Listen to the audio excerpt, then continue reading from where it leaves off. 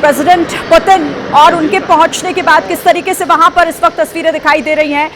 Putin की अगवानी के लिए खुद प्रधानमंत्री मौजूद है वहां और लगातार जो ये तस्वीरें ये बता रही हैं कि आज का दिन और पुतिन का भारत पहुंचना, 4 साल के बाद उनका ये दौरा, खुद प्रोटोकॉल को तोड़कर प्रधानमंत्री नरेंद्र मोदी का वहां पहुंचकर उन्हें रिसीव करना, ये सब कुछ कितना खास हो जाता है, ये किस तरीके से आपस में जुड़ता है और एक बहुत इंपॉर्टेंट मैसेज पूरी दुनिया के लिए इन तस्वीरों के जरिए पहुंचाई जा रही है।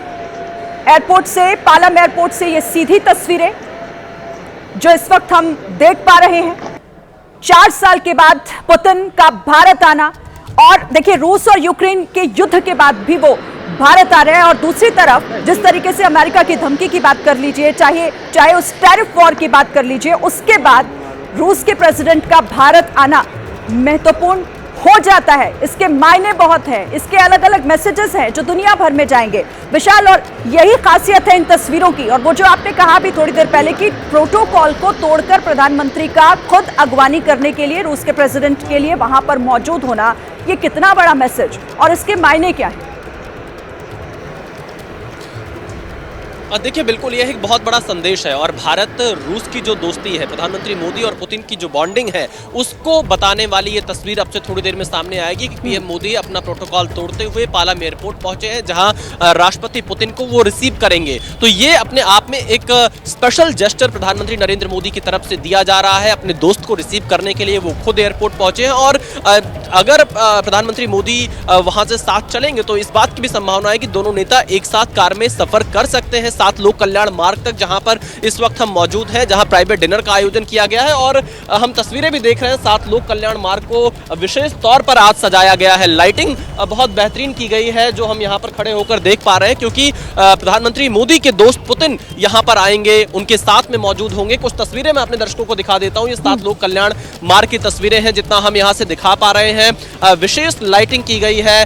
पूरे जो 7 लोक कल्याण मार्ग का परिसर है, प्रधानमंत्री नरेंद्र मोदी यहीं पर एक विशेष भोज का आयोजन कर रहे हैं राष्ट्रपति पुतिन के लिए। और दोनों नेता जब डिनर टेबल पर बैठेंगे तो बातचीत बहुत सारे मुद्दों पर होगी, खासतौर पर जो कनेक्टिविटी के मुद्दे हैं दोनों देशों के बीच में, उन पर बातचीत होगी। इसके अलावा जो सबसे महत्वपूर्ण चीज है वो व्यापार और निवेश को लेकर बातचीत होगी।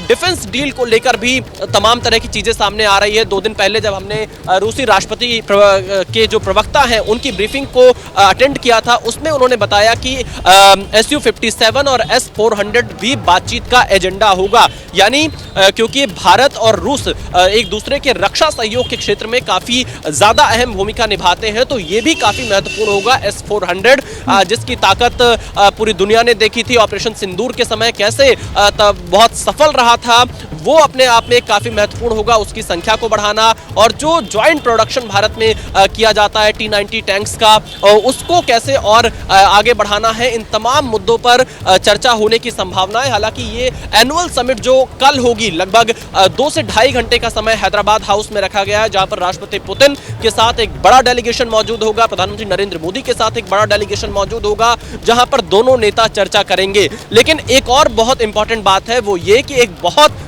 बड़ा बिजनेस डेलीगेशन राष्ट्रपति पुतिन के साथ भारत पहुंच रहा है और इस बड़े बिजनेस डेलीगेशन का लक्ष्य यही है कि दोनों देशों के बीच जो व्यापार और निवेश है उसको कैसे बढ़ाया जाए। क्योंकि कुछ आंकड़े अगर हम अपने दर्शकों के सामने रखना चाहें, खासतौर पर निवेश को लेकर, तो अभी तक भारत रूस से जो आयात करता है, जो प्रमुख चीजें भारत लेता है रूस से, उसमें पेट्रोलियम उत्पाद है।